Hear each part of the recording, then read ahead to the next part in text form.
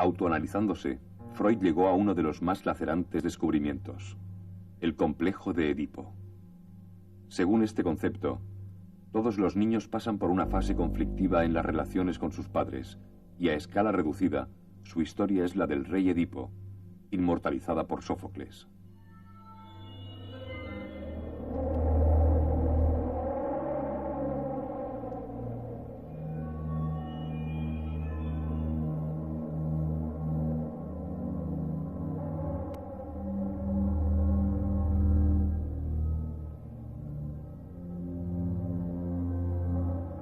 El destino del rey griego nos conmueve porque habría podido ser el nuestro. El oráculo pronunció la misma maldición sobre nosotros antes de nacer. Quizás nuestro hado sea el de dirigir el primer impulso sexual hacia nuestra madre y el primer odio y deseo homicida contra nuestro padre.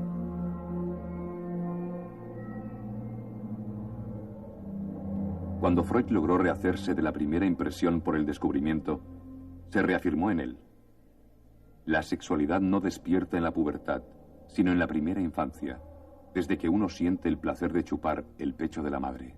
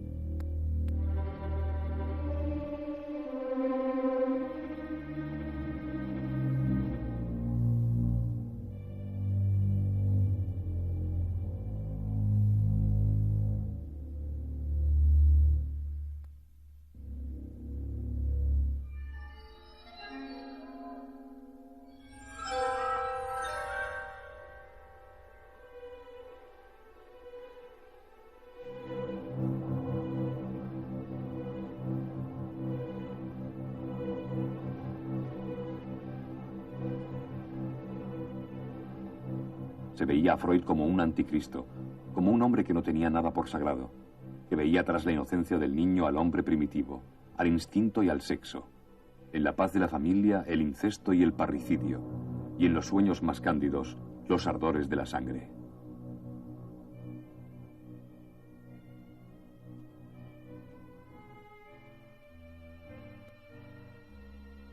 En la Viena burguesa de principios de siglo, decadente, hipócrita, bienpensante, de moral falsa y a punto de hundirse en la Primera Gran Guerra, la sinceridad científica y descarnada del judío Freud hizo el efecto de un pistoletazo en una iglesia.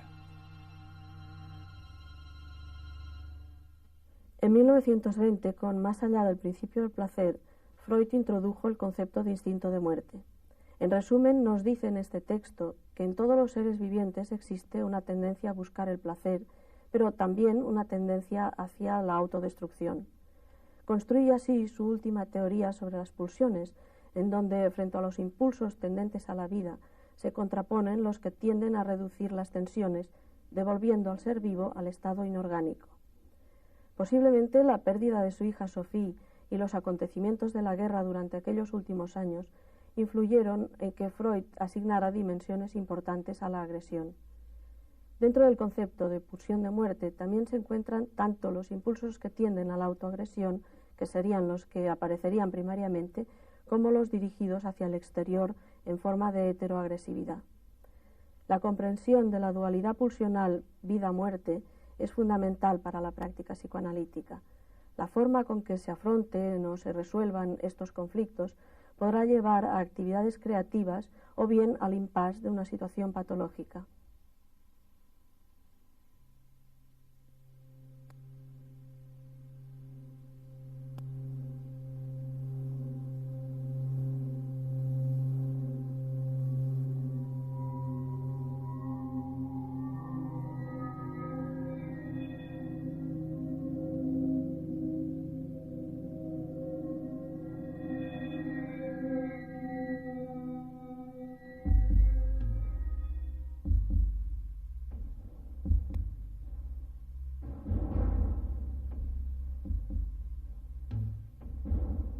En el sistema freudiano, el aparato psíquico se compone de 3 compartimentos relacionados entre sí con independencia de la anatomía real del cerebro.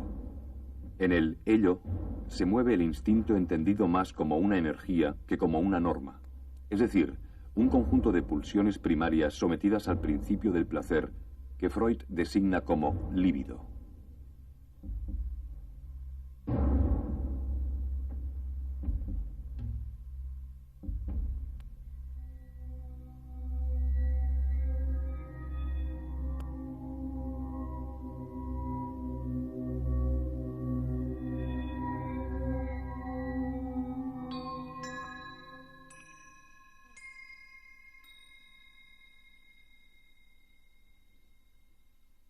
En el superyo encontramos el conjunto de prohibiciones morales interiorizadas, debidas a las presiones sociales que imponen al individuo un sentido ético, unas metas y unos ideales.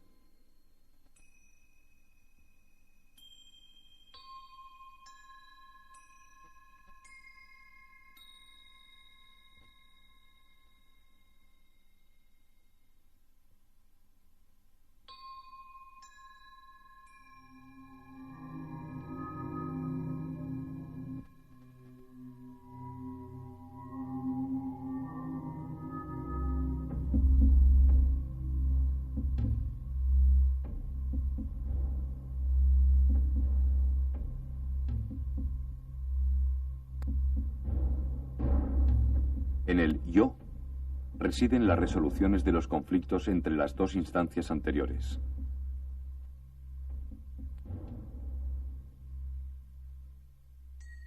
Dotado de conciencia, el yo selecciona y controla las exigencias de la psique primitiva.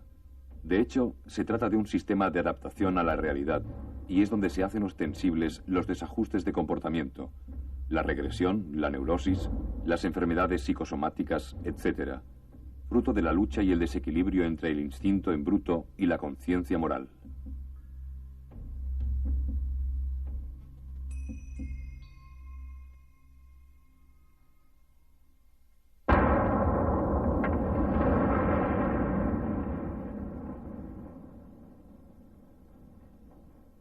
Freud plantea a lo largo de su obra varios modelos, todos ellos enmarcados en su teoría, el psicoanálisis. En un primer momento plantea el modelo consciente-inconsciente, posteriormente plantea el modelo de las relaciones impulso-objeto, que posteriormente ha sido desarrollado por numerosas escuelas psicoanalíticas de las relaciones objetales. Posteriormente también plantea el modelo instinto de vida e instinto de muerte, y finalmente plantea el modelo el yo-yo, super-yo. Después de estos planteamientos, Freud llega a la conclusión, en su trabajo sobre el malestar en la cultura y al final de su obra, de que es inevitable una tensión, un conflicto en el ser humano, ya que la fuerza de la naturaleza presente en el ello es imposible de armonizar totalmente con las exigencias de la sociedad, exigencias además muchas veces excesivas e injustificadas, existiendo un malestar en la cultura.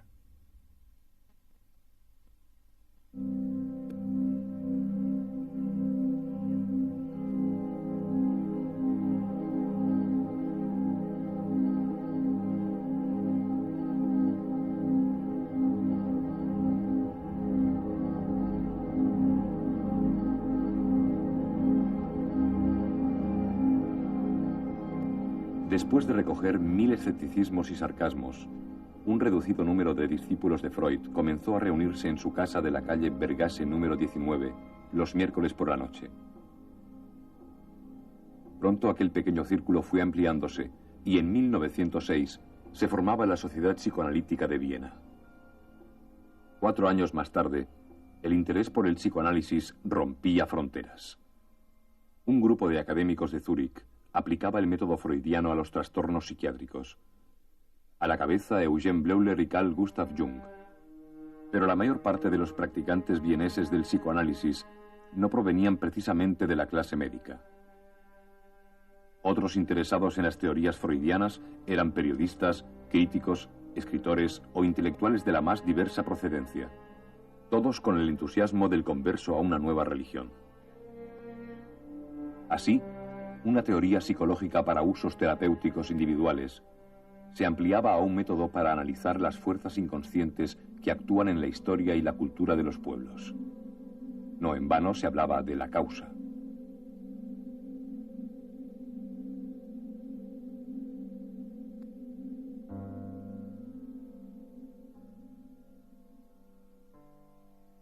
Jekyll introducía el psicoanálisis en la literatura polaca. Sachs establecía nexos con mitología, lingüística y religión. Rank examinaba la obra de los poetas bajo el nuevo prisma. Pfister aplicaba el descubrimiento a la pedagogía. Y todos ellos teorizaban al servicio del maestro admirado. No es extraño que una materia tan especulativa y empírica pronto generara nuevas heterodoxias y disidencias. Alfred Adler y más tarde Jung, los discípulos con más personalidad, rompieron con Freud cuando sus aportaciones diferían de las que el maestro consideraba básicas. Se podría decir que se afirmaban matando freudianamente al padre. A pesar de los indudables momentos de crisis y abatimiento, Freud fue siempre un hombre obstinado. En sus primeros años de investigación, luchó en busca de una aportación innovadora que le sacara del anonimato, y al hallar el camino, se dedicó en cuerpo y alma a su causa. Enfrentado a una parte de la medicina oficial que le negaba autoridad, aduciendo que sus conclusiones se basaban en un escaso número de casos clínicos, intentó mantener siempre el rigor científico y metodológico más estricto. Tengo que evitar todos los demonios que suelen atacar a los innovadores, y entre ellos, el tener que aparecer como un fanático incluso ante mis propios partidarios.